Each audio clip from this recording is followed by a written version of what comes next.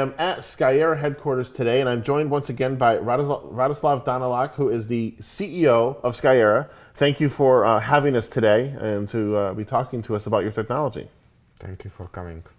We're excited to be here because what you have here is pretty incredible.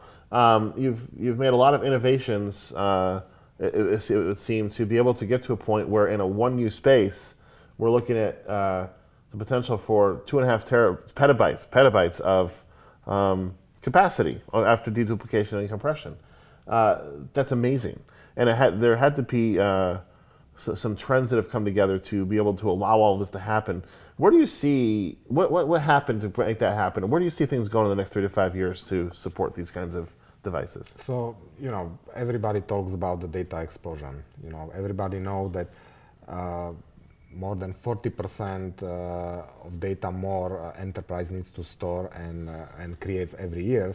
And if we count also user-generated content, it's really explosion. In last few years, we produce more data than whole basically civilization produced.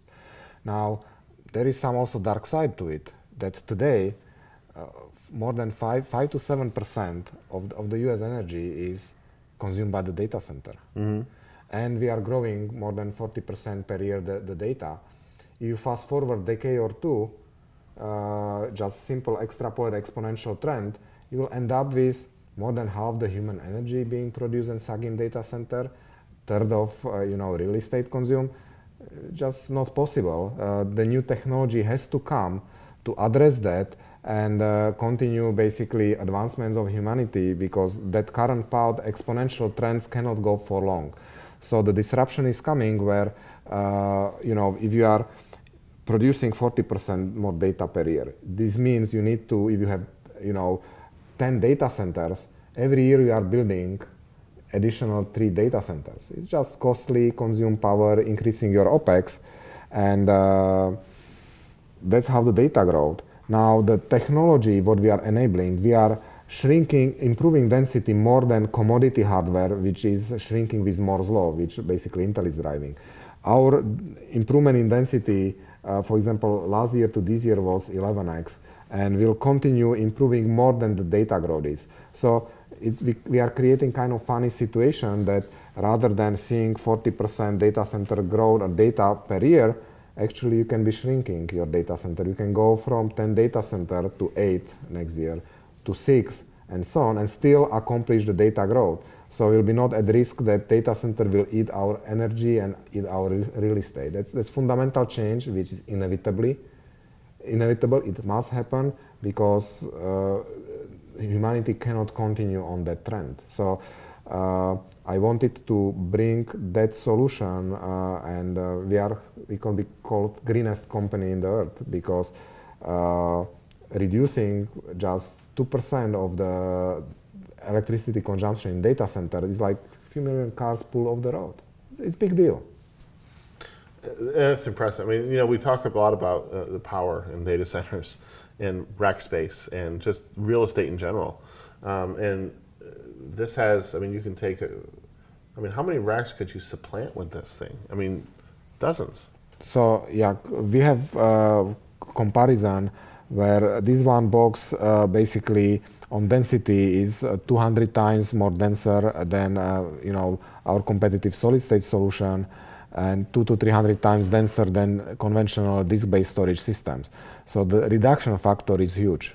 You can literally have this the reduction. You can, if you have 200x improvement, if today in your data center you have 200 racks, which is massive data center. Right. You can shrink into average company 1 rack data center. Right. It's like, big data.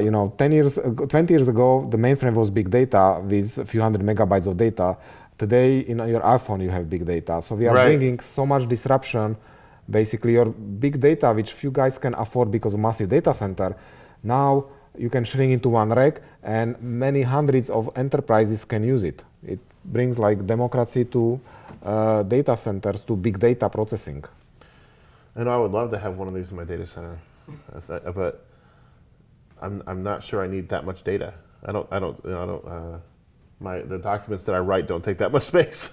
Sure. But there's definitely, as we talked about in an earlier segment, lots of use cases around this, and the idea of being able to help continue to move us forward while not affecting the planet is definitely that's a great way to be moving forward. Even for company like you, you know, you will have so large audience.